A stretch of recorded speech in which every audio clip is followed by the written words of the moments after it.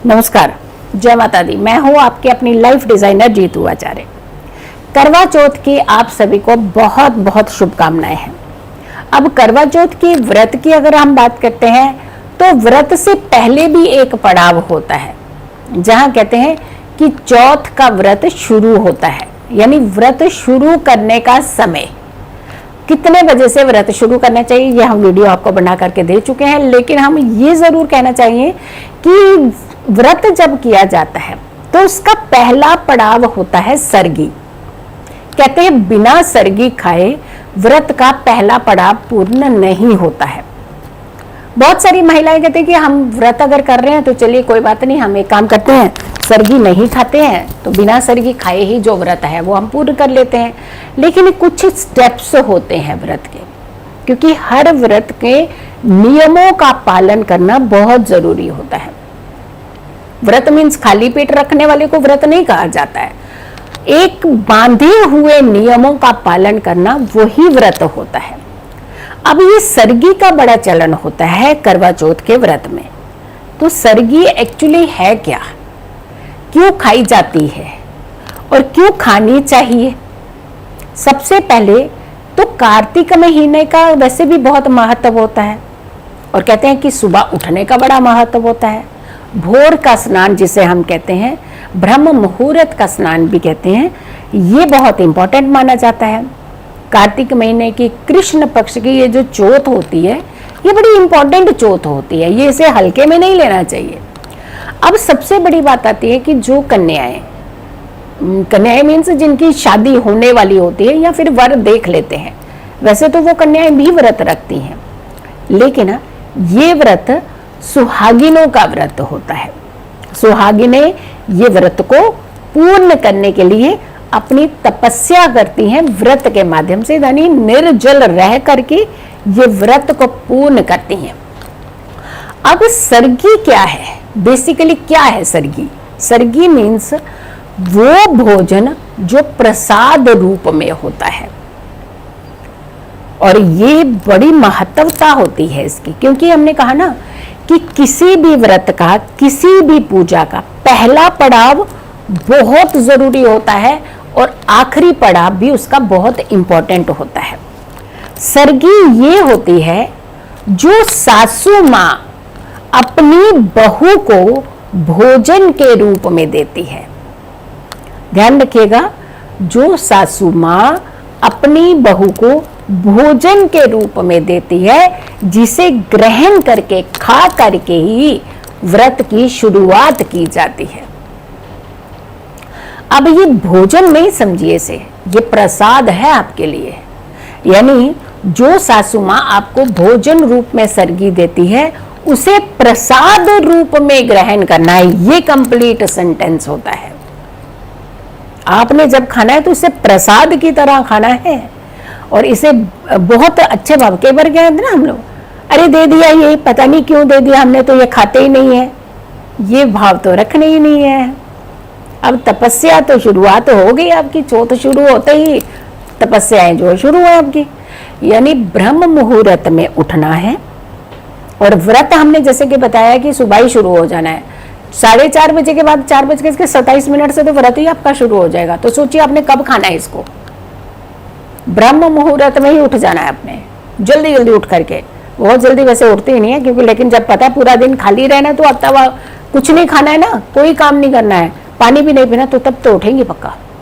और ये देखने के लिए जरूरत है सासू माँ ने आखिर दिया क्या क्या है। देखिए ये भाव है और ये श्रद्धा के भाव है। जिस तपस्या से आप व्रत रखेंगी, उस तपस्या को आपने शुरू सिर्फ उस समय नहीं करना जब आपने तैयारियां करनी है अपनी, उस समय से शुरू कर दीजिए जब आप ब्रह्म मुहूर्त में उठेंगी। बहुत जल्दी 4 बजे से पहले उठ करके नहाना है। और बहुत सारी स्त्रियां ऐसी होती हैं बिना नहाए सरगी खा लेती हैं। मैंने कहा आपको कि जो भोजन रूपी सरगी आपको सासू माँ ने दी है, उसे प्रसाद रूपी ग्रहण करना है, प्रसाद ग्रहण करना है। तो क्या प्रसाद आप बिना नहाए खाते हैं? नहीं खाते हैं ना। तो जब आप बिना नहाए प्रसाद नहीं खाते तो ये प्रसाद रूपी तो है, क्योंकि ये पहला पड़ाव है आपके करवा चौथ के व्रत का। तो आपने 4 बजे से पहले उठ करके नहाना धोना है, स्वच्छ वस्त्र धारण करने हैं, माँ गोरा का ध्यान करना है, भगवान भोलेनाथ का ध्यान करना है, चंद्रमा का ध्यान करना है। उसके बाद आपने अपने पति देव का ध्यान करना है और उसके बाद आपने शुक्रिया अदा करना है अपने सासू माँ और ससुर जी का, दिल से शुक्रिया अदा करते हुए, क्योंकि आज जो आपके पति देव हैं वो आपकी तरफ जो तोहफा आया हुआ है वो आपकी सासू माँ और आपके ससुर जी का ही है। तो आपने शुक्रिया मन से, मन अगर सामने है तो पैर छू करके आप लीजिए आशीर्वाद, अगर सामने नहीं है तो मन ही मन उनका स्मरण करते हुए आपने उनसे आशीर्वाद लेना है। तब आपने इस सरगी को खाना है, यानी इस भोजन रूपी प्रसाद को खाना है। नहाना जरूर है, बिना नहाए आपने इसका सेवन नहीं करना है। अब आती बात कि इसमें क्या चीजों का सेवन जरूर करना चाहिए, और इसी समय कुछ ऐसी पूजा की सामग्री निकाली जाती है जो आपने अपनी पूजा की थाली में भी रखती हैं। कुछ महिलाएं इसी सामग्री को पूजा की थाली में भी रखती हैं, कुछ लोग इस सामग्री को पूजा की थाली में नहीं रखते हैं, लेकिन सौभागिनों को ये सारी चीजें जरूर देते हैं। अब सबके अलग अलग प्रावधान है, लेकिन अमूमन ज्यादातर जो किया जाता है वो जब सुबह उठा जाता है, नहाया धो करके स्नान किया जाता है, उसके बाद वस्त्र धारण किए जाते हैं, पूजा की जाती है, फिर आप जो सामग्री खाते हैं, जो आपको प्रसाद रूपी सरगी मिली है वो खाना है। उसमें नारियल का प्रयोग जरूर होना चाहिए, उसमें भोजन जरूर होना चाहिए, उसमें जल की मात्रा आपकी जरूर होनी चाहिए, कुछ मिष्ठान जरूर होना चाहिए, और इसके अलावा फेनियाँ होती हैं, उसे एक शुभता की तरह एक थोड़ा सा चखा जाता है। अगर नहीं ज़्यादा खा सकते हैं तो थोड़ा सा चख लीजिए, लेकिन उसके बाद ही आपने एक बार कुछ समय के लिए शयन, क्योंकि ये ब्रह्म मुहूर्त, क्योंकि सूर्य उदय के पास कहते हैं ना कि जब सूर्य उदय होता है तब हम तिथि मानते हैं। हमारे पुराने बुजुर्ग सूर्य उदय से पहले तक की तिथि को तिथि ही नहीं कहते थे, वो कहते हैं जब सूर्य उदय हुआ तब तिथि है। तो उसी के महत्वता से वो हर त्योहार को, हर रिचुअल को मनाते थे। लेकिन आपने जब ये सेवन कर लेना है, याद रखिए कोई भी तामसिक चीज का सेवन ना करे, कोई भी तामसिक भोजन नहीं खाया जाता है, इसमें नहीं सेवन किया जाता, क्योंकि प्रसाद रूपी है तो उसमें सात्विक ही रखा जाता है। तो आपने खाने के बाद अपना जल ग्रहण कीजिए, पीजिए थोड़ा सा। लेकिन आपको एक चीज का, जब सुबह सुबह आप ये नहा धो करके अपनी पूजा कर रहे होते हैं, यानी ये सरगी खाने से पहले, उस समय थाली के अंदर कुछ सुहाग की सामग्री, कुछ दक्षिणा, कुछ मिठाई, कुछ फल आप एक प्लेट में अलग से निकाल दीजिए, जिसे आप एक सुहागिन को दे सके। फिर आती है बात कि आपने जब ये सरगी खा ली, उसके बाद आपने कुछ क्षण अपने बिस्तर पर जाकर के शयन जरूर करना है। शयन करने का ये कंसर्न होता है कि जब सूर्य उदय हो और उसके बाद तिथि लगे, ब्रह्म मुहूर्त से ये शुरू किया हुआ व्रत रात्रि तक रहता है। अगेन आपने उठना है, सो करके कुछ क्षण, आधा घंटा, 10 मिनट, 15 मिनट, जो भी आप शयन करना चाहते हैं, बट उसके बाद बीच में उठ उठ के पानी नहीं पीना है, आपने भरना नहीं है अपने पेट को।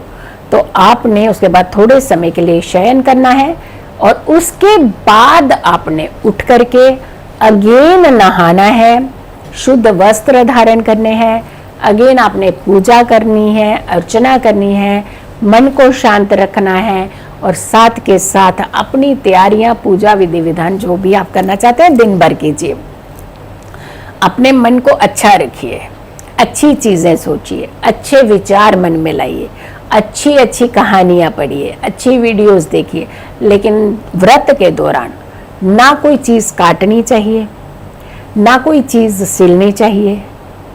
आपने इसकी कथा भी सुनी होगी कि सुन पैन प्यारी वीरा, चन चढ़े ते पानी पीना, सुतड़ा जगाई ना, उठड़ा रुठड़ा मनाई ना, बान पैर पाई ना।